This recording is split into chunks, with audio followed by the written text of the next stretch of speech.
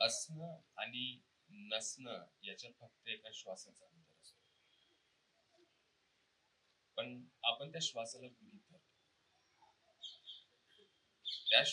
त्या श्वासाकडे जर आपण पाहिलं त्यालाच आपण जीवन सुद्धा म्हणतो. आणि हा एका श्वासाचा अवकाश जरी आपण काढला तर असणं आणि नसणं हे समानार्थी शब्द होतात. पण एका दृष्टीने क्षणभंगुरता आहे त्या एका श्वासाच्या अवकाशात.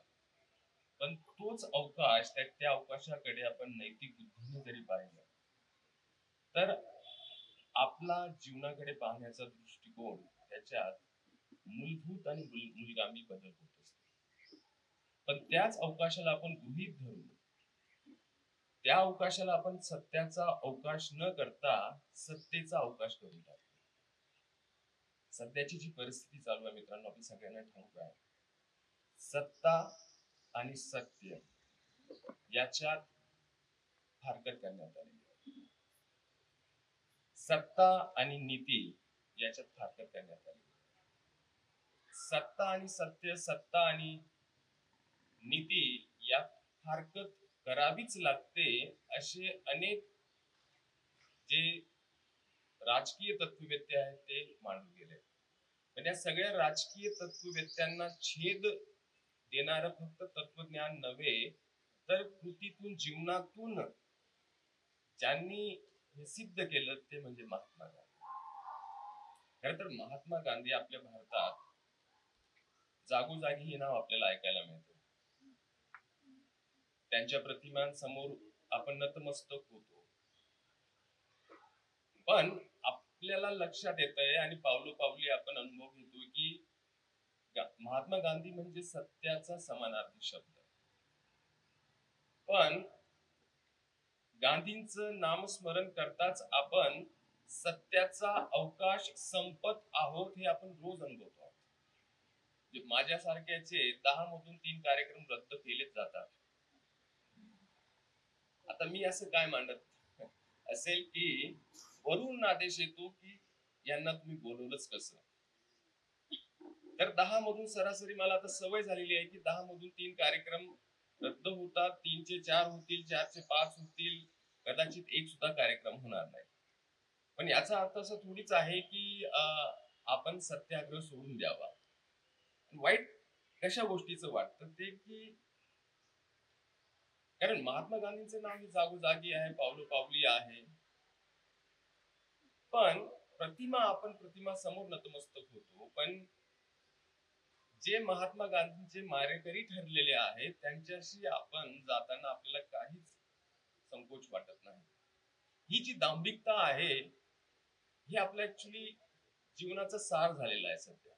जे माझ्या बाबतीत म्हटलं जातं की मला राजकीय करेक्टनेस, पॉलिटिकल करेक्टनेस ही गोष्ट मला जमत नाही आणि तो माझा मी अवगुण समजू शकतो. कारण सगळ्यांना सगळं चांगलं वाटावं असं बोलणं अपेक्षित असतं पॉलिटिकल करेक्टनेस मध्ये. ते काय मला जमत नाही. आणि इथं महात्मा गांधीजींच्या विचारांशी, महात्मा गांधीजींच्या जीवनाशी जुळलेले अनेक वरिष्ठ सन्माननीय नाव समोर दिसत आहेत. पण मी सांगतो की काही वर्षांपूर्वीचाच माझा अनुभव आहे. फार वाईट वाटलं मला.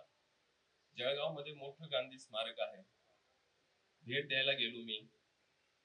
मला आमंत्रित करण्यात आलं, मोठ्या मान सन्मानाने मला बोलवण्यात आलं. मी पाहिलं सगळं, मोठा खर्च करण्यात आलेला आहे गांधीजींच्या नावाने. गांधीजींनी सांगितलं एवढा खर्च करण्याची काही गरज नाही. गांधीजींनी सांगितलं की एवढा खर्च काही करत नाही, फक्त माझा विचार तुम्ही भारतीय समाजापासून माझ्या विचारांची फारकत होणार नाही एवढी काळजी घ्या. आपण एका बाजूला फारकत होऊ दिली पण खर्च करत गेलो गांधीजींच्या नावाने. आणि तिथं गांधीजींच्या जीवनाविषयी सगळं ऑडिओ व्हिज्युअल मध्ये सगळं सादरीकरण आहे, तुम्हाला ठाऊकच असेल. आणि पाहत पाहत गेलो आणि शेवटच्या हॉलमध्ये मला काहीतरी वाटलं की इथं सत्याची अडचण का झालेली आहे. गांधीजींच्या शेवटच्या श्वासाविषयी इथं एक काहीच येऊ दिलेलं नाही आहे. तुम्ही पण अनुभवलं असेल. पूर्ण हॉलमध्ये जा, गांधीजींचा शेवटचा श्वास जो आहे त्याच्याविषयी एक सुद्धा प्रतिमा काहीच येऊ दिलेलं नाहीये. आपल्याला अडचण वाटत नाही याची? आपल्याला गांधीजींचं नाव घेण्याचा अधिकार नाही, त्यांच्या नावाने पैसे कमवण्याचा अधिकार सगळ्यांना आहे, मी मान्य करतो. कारण गांधीजी सगळ्या खिशांमध्ये आहे, गांधीजी सगळ्या खिशांमध्ये आहेत. पण जर आपल्यात एवढी दांभिकता असेल तर त्यांचं नाव घेण्याचा आपल्याला नैतिक अधिकार उरत नाही. आणि हे जे पुस्तक आहे हे फ्रेंच साहित्यिक आणि नोबेल लॉरेट रोमा रोलंडचं पुस्तक आहे. हे काही कोणीतरी खुशमस्कऱ्याने लिहिलेलं पुस्तक नाही. कारण सध्या तुम्ही जर राजकीय आर्थिक सत्ता असाल तर रोज 10 100 पुस्तक लिहिणारे तुमच्या अवतीभोवती फिरतात, तुम्हाला ठाऊक आहे. हे नोबेल पारितोषिक विजेता फ्रेंच साहित्यिक आहे हा. आणि याने गांधीजींचं वर्णन कसं केलेलं आहे? वैश्विकतेशी अनुरूप झालेला बिंग, जीवात्मा, वैश्विकता, विश्वगुरु स्वतःहून बोलणं ही वेगळी गोष्ट. पण एका तिराईत माणसाने जो स्वतः मोठा साहित्यिक आणि विचारवंत आहे, दुसऱ्या देशाचा आहे, त्याने म्हणणं ही वेगळी गोष्ट आहे. गांधीजींना विश्वगुरु आपण तिथं जाऊन उन्माद करणं हे आपल्या समाजाची बदनामी आहे. मी फ्रान्समध्ये राहिलेलो बराच काळ. फ्रान्समध्ये, इंग्लंडमध्ये, तिथं महात्मा फुलेंची पुस्तकं दिसतात, महात्मा गांधींची पुस्तकं दिसतात, बाबासाहेबांची पुस्तकं दिसतात, टागोरांची पुस्तकं दिसतात. ही भारताची ओळख आहे. भारताकडे एक सॉफ्ट पॉवर म्हणून खरंच पाहिलं जात होतं, अजून सुद्धा आहे. पण सध्याची परिस्थिती, कोणीतरी कोणाचा तरी कार्यकर्ता जातो, एका फ्रेंच आर्टिस्ट आहे, कलाकार आहे, त्याच्या गळ्यात हात घालून जोर जोरात ओरडतो. असं एवढी आक्रमकता, ती सुद्धा विखारी आक्रमकता, ही भारताची ओळख नाहीये. जे हे काय चालू आहे आपल्याला प्रश्न पडायला पाहिजे. जे गांधीजींनी सिद्ध केलं होतं की, कारण बऱ्याच गांधीजींना फारकत मान्य नाहीत, आधुनिकता परंपरा याची फारकत मान्य नाही. गांधीजींना देशीयता वैश्विकता याच्यातील फारकत मान्य नाही. गांधीजींना आधुनिकता आणि गांधीजींना नीती आणि राजनीती याच्यातील फारकत मान्य नाही. गांधीजींना सत्य आणि सत्ता याच्यातील फारकत मान्य. याचा अर्थ गांधीजी भाबडे होते का? आपल्याला जास्त कळतं का? आपण म्हणतो कारण एकच आज पावलोपावली जे मेन स्ट्रीम माणसं आहेत त्यांच्या मुलाखती घेतले जात आहेत जिथं गांधीजींना शिवीगाळ होते आहे आणि त्या माणसांकडे सत्ताधारी जातात, हे वास्तव आहे. तर गांधीजींचं नाव जरी सगळीकडे असेल, त्यांची प्रतिमा सगळीकडे असेल, त्यांचा विचार आपल्या समोर आहे का? कारण गांधीजी फार परिचित आहे, खरं तर अतिपरिचित आहे. आणि जे काही अतिपरिचित असतं, हेगेल म्हणतो, ते उमगत नाही. खरं तर अतिपरिचित असल्यामुळेच उमगत नाही. कारण जी गोष्ट आपण परत परत पाहत असतो त्याला आपण गृहीत धरायला लागतो, आपल्याला कळत नाही. तर ही जी अतिपरिचित जी प्रतिमा आहे, जे नाव आहे, त्याच्या मागे एक मासाचं एक रसायन होतं. काय होतं ते रसायन? त्याच्याविषयी आपण चिकित्सा केली आहे का? गांधीजी चिकित्सातीत नव्हते, गांधीजींना पण मान्य आहे. मी चिकित्सा करतो गांधीजींची. मी आज काय चिकित्सा करण्याचा क्षण नव्हे, आज फक्त त्यांची प्रस्तुतता काय आहे. आज सगळ्या गोष्टींची फारकत केली जात आहे. गांधीजींना फारकत मान्य नव्हती याचा अर्थ असं नव्हे की त्यांना द्वंद्व कळत नव्हते समाजातले. गांधीजींना द्वंद्व कळत होते. पण गांधीजींचा ठाम विश्वास होता की द्वंद्वांचं निरसन होतं आणि केलंच पाहिजे. किती जरी अवघड असेल तर द्वंद्वांचं निरसन केल्याशिवाय माणसांकडे पर्याय नाही आणि आपण वैश्विक होऊ शकत नाही त्याशिवाय. पण सध्या जागतिक पातळीवरती ह्या तुम्ही द्वंद्वांना फारकतीमध्ये त्याचं रूपांतर केलं जात आहे. जो आहे छोट्या छोट्या द्वंद्वांना शाश्वत फारकत म्हणून ज्याच्या त्याच्या कोशात जात आहे. आज सत्ताच सत्य झालेला आहे. जेव्हा रोमा रोलंड हा फ्रेंच साहित्यिक आहे, तो म्हणाला होता की गांधीजींनी पॉलिटिकल एथिसिस्ट म्हणून, म्हणजे राजकीय नैतिक दृष्टिकोन असणारा माणूस म्हणून जी स्वतःची ओळख निर्माण केली होती की राजकारणात नैतिकता शक्य आहे, आणि त्याचं हे जिवंत उदाहरण गांधीजी होते.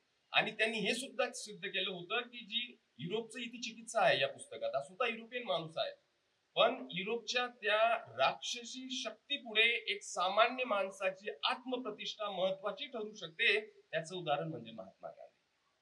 आज सामान्य माणसाच्या जीवनाला मूल्य नाही, आणि सामान्य माणसाची आत्मप्रतिष्ठा काय असते. वेगवेगळ्या प्रकारच्या सत्ता असतात, वेगवेगळ्या प्रकारच्या शक्ती असतात, आर्थिक असते, राजकीय असते, सामाजिक असते. पण महात्मा गांधीजींना माहिती होती की बौद्धिक शक्ती असते काही लोकांमध्ये. गांधीजींना त्यांच्या बौद्धिक अपुरेपणाविषयी कल्पना होती, जी त्या दृष्टीने तर टिळक कितीतरी पटीने बौद्धिक होते, पण आपलं आकलन चुकत असतं, कमी अधिक असू शकतं. पण एक गोष्ट होती की ज्याच्याविषयी गांधीजींची तुलना बुद्धांशी होते किंवा जागतिक कुठल्याही वैश्विक तत्वज्ञानाशी होते, तो म्हणजे त्यांची मॉरल सेन्स, त्यांची नैतिक शक्ती. त्याच्यात ही क्वांटिटेटिव्ह नसते, हे कमी अधिक नसते, असते किंवा नसते. आपल्यात मॉरल सेन्स आहे का?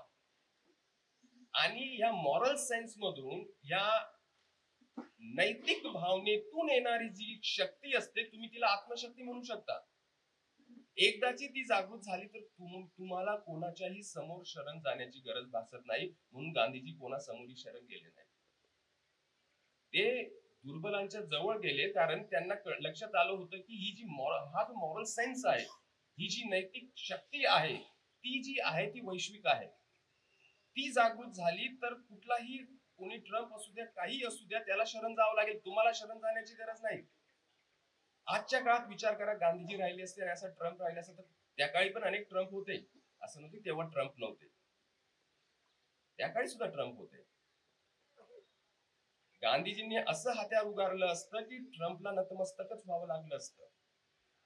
पण गांधीजी जे हत्यार उगारत होते, त्या ज्या गोष्टीचं ते पुरस्कार करत होते, आधी स्वतःवरती त्याचा ते प्रयोग करत होते.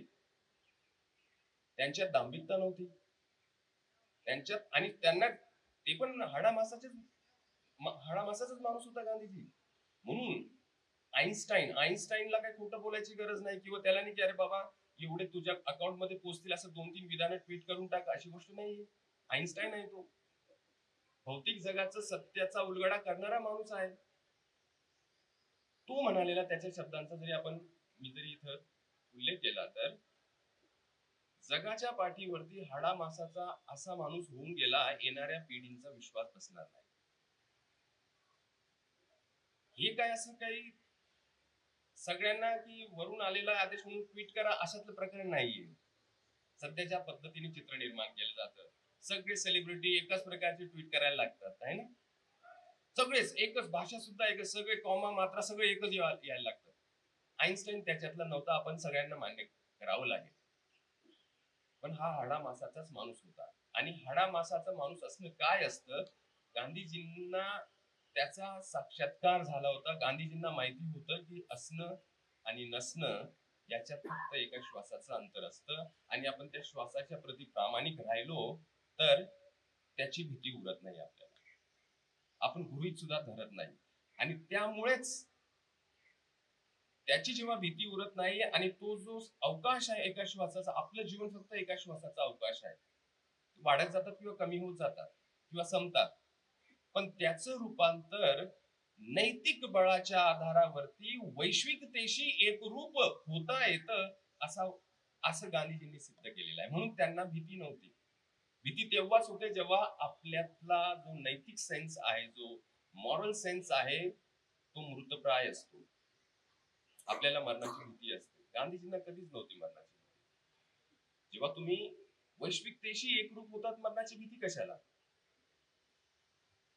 आणि त्याच्यामुळे त्यांना कितीतरी 1930 नंतर, मी मुद्दाम गांधीजींच्या जीवनातल्या ज्या छोट्या छोट्या कथा सहजासहजी आपल्याला व्याख्यानांमध्ये दिसतात त्याच्यावरती भर देणार नाही. ते आपण आज सगळीकडे त्या कथा सांगितल्या जातील की कसं गांधीजींनी टिळकांना सांगितलं होतं की वेळेवरती येण्याचं महत्व काय आहे, आणि जिन्नांना सांगितलं होतं की इंग्रजीत बोलू नका, तुम्ही गुजरातीत बोला, ह्या कथा तर सगळीकडेच आपल्याला सापडतील. पण त्यांचं तत्वज्ञान जे आहे ते सुलभ पद्धतीने आपल्या समोर आहे का? आणि ते तत्वज्ञान जे आहे ते फक्त राजकीय तत्वज्ञान नव्हे. राजकीय तत्वज्ञानात तर मी त्यांना त्यांच्यासारखा कोणी नव्हता असं व्याख्यान मी पुण्याच्या गांधी स्मारकात केलेलं आहे.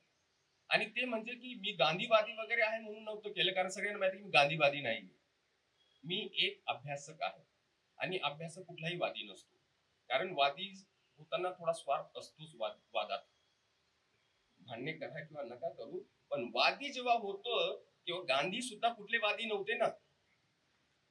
हा, ते सत्यवादी होते, म्हणजे अभ्यासक होते, शोधयात्री होते. म्हणून कोणी कुठल्या वादात असेल तर त्यात माझा आक्षेप नाहीये, पण वादात कुठेतरी कशाला तरी मुरड घालावी लागते किंवा कुठेतरी थांबावं लागतं. पण मी तिथं, कारण माझ्यावरती बऱ्याचदा की शरद बाविस्कर गांधीजींविषयी जास्त व्याख्यानं देत नाही, म्हणजे देतच नाही, काही नाही. तर आजकाल तर असे अपप्रचार पण सुरू होतात. हो, दिलेले आहेत, 5-6 व्याख्यान दिले, सेवाग्राम मध्ये दिलेले, नाशिक मध्ये कुसुमाग्रज प्रतिष्ठान मध्ये दिलेले आहेत, 5-6 दिलेले आहेत. पण सगळीकडे कसं काय सांगता येईल? कारण गांधीजींचं एक राजकीय तत्वज्ञान म्हणून, ते त्यांचा एक जो नैतिक दृष्टिकोन जरी असला तरी राजकीय तत्वज्ञान म्हणून म्हणून म्हणून चर्चिलला सुद्धा वैताग घ्यायचा त्यांचा. म्हणजे एका बाजूला तुम्ही सत्याशी प्रामाणिक असून, नैतिकतेशी प्रामाणिक असून, चर्चिल सारख्या बलाढ्य माणसाला सुद्धा वैताग आणण्याची क्षमता असणं, की काय कसं कसं रसायन असेल. राजकारणात यशस्वी होण्यासाठी सगळ्यात पहिला धडा असतो की खोटं बोलायला शिकाव. रोज बोलो, झूठ बोलो, इतना बोलो, बोलते रहो, अशा भाषणामध्ये सांगितलं जातं की नाही, परत परत बोला.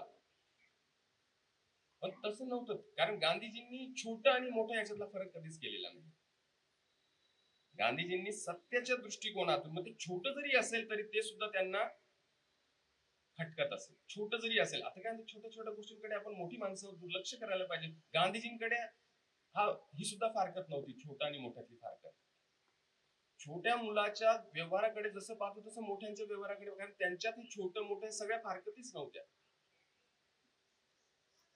म्हणून जे गांधी बदलत गेले, 1930 नंतरचे गांधी ज्या वेगाने बदलत गेले होते, त्याच्यानंतरच सत्याचा खून कसा करता येईल याच्यासाठी रणनीती आखण्याचे परत परत प्रयत्न झाले. सत्याचा 30 नंतरचे गांधी सगळ्यात वेगाने पुढे जात होते. म्हणजे विचार करा, आपण काहीतरी कुठल्या तरी करिअरची सुरुवात, आजकालची पोरं करिअरची सुरुवात करताना 15-18 वर्षाची होतात तरी त्यांना किती तगमग, त्यांचा किती, मला हे कळत नाही की ही कुठं एवढ्या घाईत कुठं जायचंय, कुठं जायचं एवढ्या घाईत. आत्ताच हे सत्य आहे, शाश्वत आहे, असणं आणि नसणे फक्त एका श्वासाचं अंतर आहे. तो कधी बंद पडतो ते आपल्या हातात नाही. कशामुळे बंद पडेल? आपल्या हातात नाही.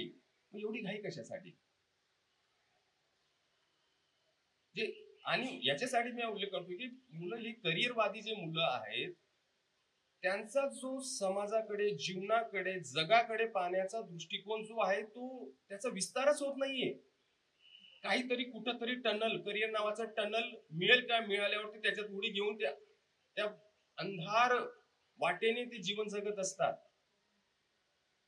भारतीय समाजात, भारतीय वैचारिक विश्वात एवढं भरलेलं आहे, सत्तेचा आजचा जो उन्माद आहे तेवढाच भारत नाही आहे. तो वेगवेगळ्या कॉन्टिंजंट फॅक्टर्स मुळे आलेला आहे. तो स्वबळावरती आलेला नाही आहे. तो कुबड्यांवरतीच आहे, कुबड्यांवरतीच राहणार आहे, कारण गांधी होणं तेवढं सोपं नाहीये. तो लबाडीच्या आधारावरतीच आहे, लबाडीचाच आधार घेणार आहे. तर जर एवढाच सत्याचा आधार राहिला असता, एवढंच सोबत राहिलं असतं, आमच्या सारख्या क्षुल्लक लोकांची व्याख्यानं रद्द करण्याची गरज भासली नसती. त्यांनी पण आत्मचिंतन करावं. आम्ही तर फार क्षुल्लक आहोत, आमची कशाची भीती? म्हणजे नाही, माझं ठीक आहे, तुमचं पण सत्य असेल ना, मग तुम्हाला ठाऊक आहे की तुमचं सत्य नाहीये. मुद्दा असा आहे की आपण भारताबाहेर जातो तेव्हा कुणाची नावं घेतो? प्रामाणिक असा तुमच्याच वैचारिक विश्वासी तुम्ही प्रामाणिक का राहत नाही? इथं ज्या व्यक्तीचा तुम्ही दिवस रात्र तिरस्कार करतात, तुम्ही भारताबाहेर पडतात तर त्याच नाव घ्यावं लागतं. इंग्लंडमध्ये स्ट्रॅटफर्ड जे आहे शेक्सपियरचे जन्मस्थान, शेक्सपियरच्या घराचं त्यांनी उद्यानात रूपांतर केलेलं आहे. त्या उद्यानात मागे गेलं तर तुम्हाला रवींद्रनाथ टागोरचा पुतळा दिसतो. रवींद्रनाथ टागोरचे विचार आजच्या क्षणाला अँटी नॅशनल म्हणून घोषित केले जाते. गांधीजींचे पुतळे तर मँचेस्टर पासून लंडन सगळीकडेच आहेत. बाबासाहेब आंबेडकरांचे पुतळे कोलंबिया, ऑस्ट्रेलिया सगळीकडेच आहेत, इंग्लंड वगैरे सगळीकडेच आहेत.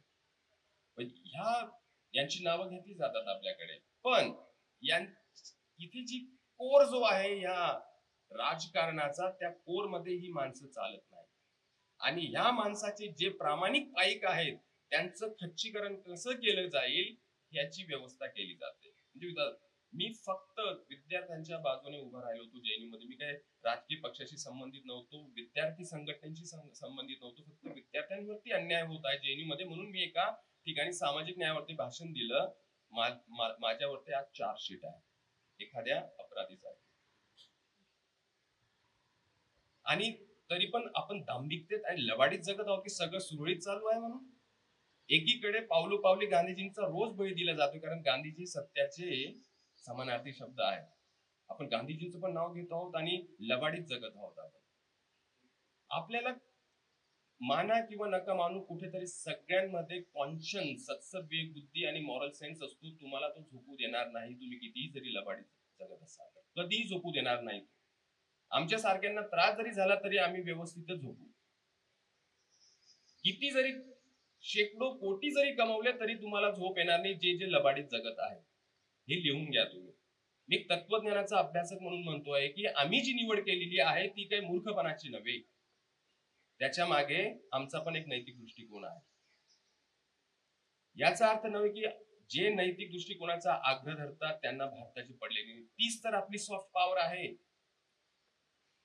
म्हणजे विचार करा, 1930 चा जो काळ आहे, 20-30 चा काळ आहे, युरोपमध्ये जो उन्माद चालू होता, नाझीवाद, फासीवादाचा उन्माद चालू होता, त्या काळात सगळे आईन्स्टाईन पासून सगळे टागोर आणि गांधी यांच्या सगळीकडे पाहत होते की काहीतरी उत्तर आपल्याला तिकडे मिळेल, कारण आपली व्यवस्था ही कोलमडून पडत आहे. आपण त्यांच्यासारखी त्यांच्यापेक्षा भयानक झालेलो आहोत आज.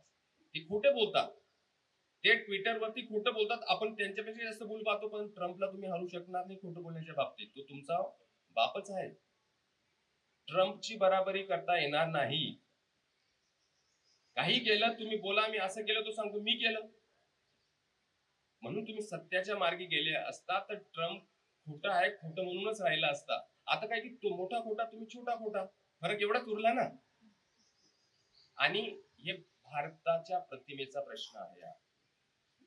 भारताच्या प्रतिमेचा प्रश्न आहे. भारताकडे आदराने पाहतात लोक, आणि भारताची प्रतिमा ही बाहेर नेहमीच चांगली होती आहे, पण तिला आज कुठेतरी गालबोट लागला आहे. आता भारतीयांविषयी बाहेरच्या देशांमध्ये आदर कमी होत आहे हे आपल्याला कळायला पाहिजे. म्हणून जी सॉफ्ट पॉवर आहे, जर पुतीन जरी असेल, कोणी जरी असेल, दिल्लीला येतो तर त्याला गांधीजींच्या समोर नतमस्तक व्हायला जावंच लागतं. का जावं लागतं? त्यांना काय गरज आहे? त्यांना तर इथे राजकारण किंवा इथे निवडणुका लढवायचे नाहीयेत. आपण इथे निवडणुका लढवण्यासाठी सगळे आपण फुले, आंबेडकर सगळी नावं घेतो, पण आपल्याला जे करायचं आपण तेच करत असतो. पण म्हणजे आपल्याला लबाड बोलायची गरज आहे, त्यांना काय गरज आहे? कारण त्यांना माहिती आहे की काहीतरी कशाचं तरी जे प्रतीक आहे ते दूर कुठेतरी मानवतेचं क्षितिज यांनी दाखवलेलं आहे. आपल्याला दूरचं पाहायचं नाही. आपल्याला दूरचं पाहायचं, आणि दूरचं पाहण्याची क्षमता भारतीय विचार विश्वात होती हे गांधीजींनी. आणि हे सगळे जे त्याच्यात फक्त गांधीजी एकमेव नव्हे. जेव्हा आपण एकमेव करतो तेव्हा वादात पडतो. आपण समग्रतेचा पुरस्कार केला पाहिजे, आपण विचारांचा पुरस्कार केला पाहिजे. आणि आपण म्हणतो की फक्त एकमेवच व्यक्ती आहे, तेव्हा आपण गांधीजींच्या विरोधात जातो. गांधीजी स्वतःला सुद्धा मान्य नसेल की मी एकमेव व्यक्ती आहे, पण गांधीजींच्या अवतीभोवती ज्यांनी राजकारण केलं त्यांनी सुद्धा गांधीजींचं नुकसानच केलेलं आहे. गांधीजींच्या नावाभोवती ज्यांनी राजकारण, अर्थकारण केलेलं आहे त्यांनी गांधीजींच्या विचारांचं नुकसानच केलेलं आहे. मग त्या दृष्टीने आमच्यासारखे गांधीजींची चिकित्सा करणारे जे आहेत ते गांधीजींच्या जास्त जवळचे आहेत. मान्य करा किंवा करू नका.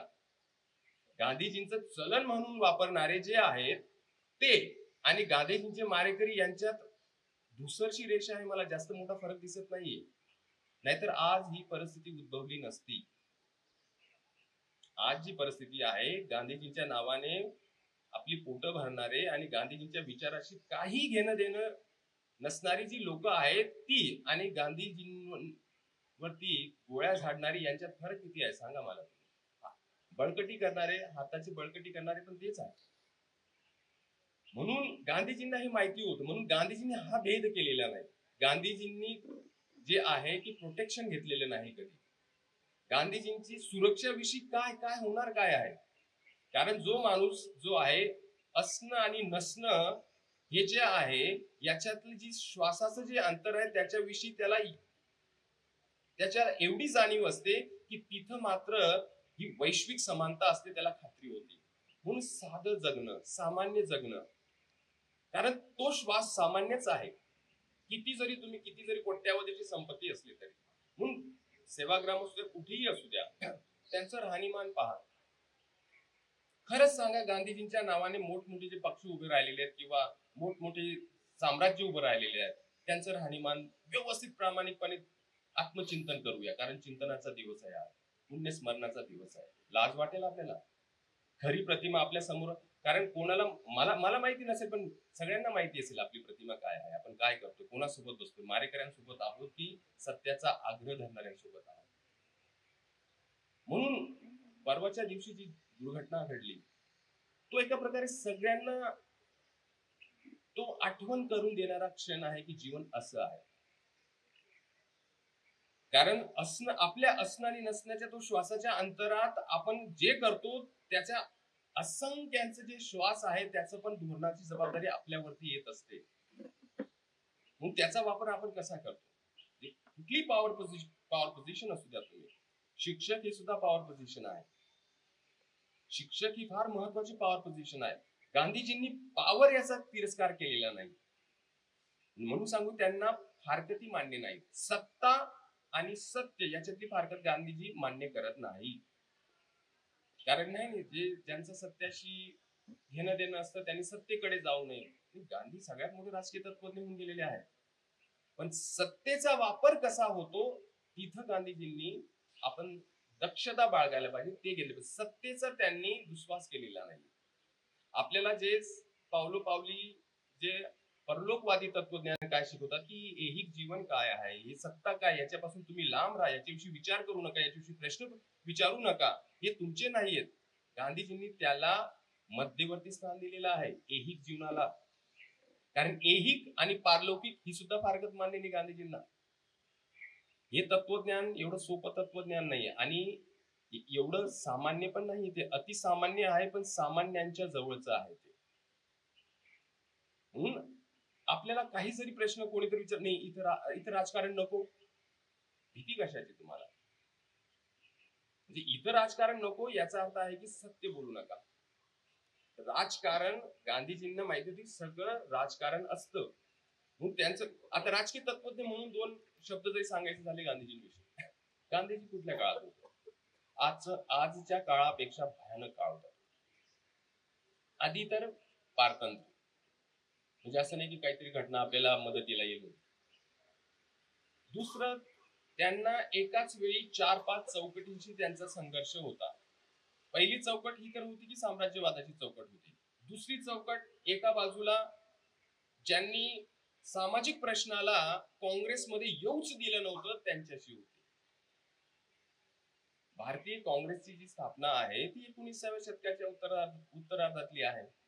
पण फक्त राजकीय प्रश्न जे आहेत ते महत्वाचे, सामाजिक प्रश्न महत्वाचे नाहीत, ही भूमिका गांधीजींच्या उदयापर्यंत होती. पण गांधीजींना लक्षात आलं होतं की सामाजिक आणि राजकीय ही सुद्धा फारकत करता येणार नाही आपल्याला. तुम्ही अशी फारकत केली तर म्हणजे दुटप्पीपणा ठरेल. तुम्ही एका बाजूला राजकीय स्वातंत्र्याचा पुरस्कार करतात आणि सामाजिक पातळीवरती जे बहुसंख्य जे आहेत ते शतकानुशतक पारतंत्र्यापेक्षा वाईट परिस्थितीत जगत आहेत, त्यांच्याविषयी काय, हा महात्मा गांधीजींनी मध्यवर्ती आणलेला प्रश्न. हा प्रश्न जो महात्मा फुलेंनी आधीपासून लावून धरला होता, ज्यामुळे महात्मा फुले कधीही काँग्रेसच्या जवळ गेले नव्हते. आज सुद्धा असंख्य लोक काँग्रेस आज नाईलाजाने काँग्रेसच्या जवळ जात आहेत. त्याला वेगळी कारणं आहेत. जे शाहू फुले आंबेडकराईट आपण जेव्हा म्हणतो, फुले शाहू आंबेडकराईट जे म्हणतो की तो सामाजिक विचार होता की आपण राजकीय पारतंत्र्याचा जेव्हा विचार करतो तेव्हा हे सामाजिक पातळीवरती जे पारतंत्र्य चालत आहे त्याच्याविषयी विचार करण्याची परवानगी का नाही आपल्याला. हा विचार महात्मा गांधींना पटला. महात्मा गांधी आकलनाच्या बाबतीत परिपूर्ण होते हा त्यांचा पण दावा नव्हता. पण एकदाच पटलं तर मग ते कोणी मारून जरी टाकलं तरी आपण सोडणार नाही, ही भूमिका होती गांधीजी. तोच की सगळे आपले जे तरुण मित्र आहेत ते करिअर विषयी किती चिंतेत असतात. गांधीजींचं जरी करिअरच्या दृष्टिकोनातून जरी विचार केला, त्यांचं भारतीय करिअरची सुरुवात जवळपास ते 50 वर्षाचे होते तेव्हा झालेली आहे. तेव्हा आपण तर निवृत्तीकडे जातो. सेवा निवृत्तीची वाटचाल सुरू होते आपली 50शीत, आहे की नाही. गांधीजींच्या करिअरची सुरुवात, भारतीय करिअरची सुरुवात म्हणतोय मी, साऊथ आफ्रिकेत त्यांनी मोठा अनुभव घेतलेला आहे. पण भारतात प्रवेश केला, भारतीय राजकारणात प्रवेश केला तेव्हा त्यांचं वय जवळपास 50 होतं. आणि आपलं 15 वय होतं. आता काय खरं नाही, आपण फार उशीर झालेला आहे आपल्या जीवनात. आपण काय करूया हे पोरांच्या चिंता असतात. मग तुम्ही वाचत जा ना. फक्त विषयाचं जर वाचत असाल तर तुम्हाला फक्त ते असं एक छोटस टनल दिसेल तुमच्या डोळ्यासमोर. फक्त तुमच्या विषयापुरतच जरी वाचत असाल तर तुमच्या डोळ्यासमोर फक्त एक टनल दिसतंय आणि तिथं अंधकारच आहे. चौकस बुद्धीने इतर गोष्टी जर त्याचं वाचन केलं तर ह्या सगळ्या ज्या अँझायटीज आहेत, हे चिंतेचे विषय आहेत, ते संपतील. लागतं तरी काही व्यवस्थित जीवन जगायला. पण संतुलन असेल जीवन जगण्याच्या बाबतीत तर फार काही लागत नाही. संतुलन नसेल तर सगळंच अपुरं ठरेल. वेळ अपुरा ठरेल, आर्थिक बाजू सगळंच अपुरं ठरेल जरी संतुलन नसेल. आणि संतुलन एकदाच तुमच्या हाती आलं तर तुम्हाला फार काही लागत नाही जगण्यासाठी. पण आपली शिक्षण पद्धती काय झालेली आहे, ही झालेली करिअरवादी. महात्मा गांधींच्या नावाने पण विश्वविद्यालय वगैरे सगळे जे चालत आहेत तिथं सुद्धा हे जे आपल्याकडे तत्वज्ञान बदनाम विषय आहे आणि तुम्हाला 1 वर्षात अनुभव आलेला आहे. लोकसत्तामध्ये मी जी लेखमाला चालवली त्याच्यात नंतर मला लक्षात आलं की कारण इथं तत्वज्ञानाची विभाग एक तर बंद पडलेले कुठेतरी भग्नावस्थेत आहे. की महात्मा गांधी काय मग तत्वज्ञानच होतं ना. पण नाही, आता काय केले महात्मा गांधीजींचा काहीतरी एक पंथ करून टाकलेला आहे. पंथ हे त्याचं लोकशाहीकरणाचं साधन असू शकतं. लोकशाहीकरणाचं साधन असू शकतं, पण फक्त पंथ असता कामा नये. विचारायची त्याच्याविषयी चर्चा झाली पाहिजे. जेएनयू मध्ये होते, जेएनयू मध्ये गांधीजींची विचारांची चर्चा होते, हे फार कमी लोकांना माहिती आहे. काहीतरी मीडियाने दाखवलं तेच होतं जेएनयू मध्ये, असं चित्र निर्माण केलं जातं. म्हणून विचार करा मित्रांनो, गांधीजींची जी करिअर म्हणजे गांधीजी ज्यांची प्रतिमा तुमच्या खिशात आहे करन्सी म्हणून, त्यांच्या करिअरची सुरुवात करिअरच्या दृष्टिकोनातून जरी विचार केला तर तुम्ही वयाच्या जवळपास 50व्या वर्षी झालेली आहे. जेव्हा आपली स्मरणशक्ती, आपले अवयव काम करणे तेव्हा ते कामाला लागले भारतात. मग त्यांचं शरीर किंवा बौद्धिक किंवा स्मरणशक्ती किती तल्लख असेल. आपली बौद्धिक क्षमता, स्मरणशक्ती किती असते. आपल्याला फार असं 10 गोष्टी व्यवस्थित पद्धतीने एक सूत्र पद्धतीने मांडता येत नाही. आपल्या विषयाच्या पलीकडे आपल्याला एक वाक्य सुद्धा बोलता येत नाही. माणूस म्हणून आपण कमी पडतो तिथे. यंत्र म्हणून जगत असतो आपण. एक यंत्र म्हणून काहीतरी आपण त्या विषयाचं काहीतरी आत्मसात हा चांगला शब्द आहे. काहीतरी आपण भोगमपट्टी करून शिकलेलो असतो. त्या विषयाच्या पलीकडे एक प्रश्न विचारा, आपल्याला काहीच कळत नाही. आणि नैतिक दृष्टिकोन तर फार पुढची गोष्ट आहे. पण तो कुठेतरी सगळ्यांमध्ये सुप्त अवस्थेत असतो. तुम्ही त्याला जागृत केला नाही केला, त्याच्याविषयी विचार केला नाही केला, त्याच्याविषयी चिंतन केलं नाही केलं, पण तो असतो. तर मी शेड्यूल पाहिलेलं आहे. शेड्यूल नुसार मला फक्त 30 मिनिटं बोलण्याची परवानगी मुभा दिलेली आहे आणि मी वेळेचं पालन करणार आहे. आणि हा जो क्षण आहे, हा क्षण काही विद्यापीठीय व्याख्यान देण्याचा नाही. हा क्षण फक्त आणि फक्त आठवण करून देण्याचा आहे. इथं मी गांधीजींवरती पुस्तक लिहिण्याच्या प्रक्रियेत आहे आणि पुस्तक लिहिण्यासाठी फार वेळ लागतो. तर ते कदाचित 29-30 पर्यंत येईल सुद्धा, पण तत्वज्ञानाच्या दृष्टिकोनातून येणार आहे. हा फक्त एवढाच आठवण करून देण्याचा क्षण आहे की मित्रांनो, शेवटी life is that breathing space between being and nothing. Life is that breathing space, but we take it for granted. It is vulnerable. It is ephemeral, but it is beautiful nonetheless. But we tend to forget that the beauty of life between being and nothingness. Thank you very much. तुम्ही मला ऐकून घेतलं.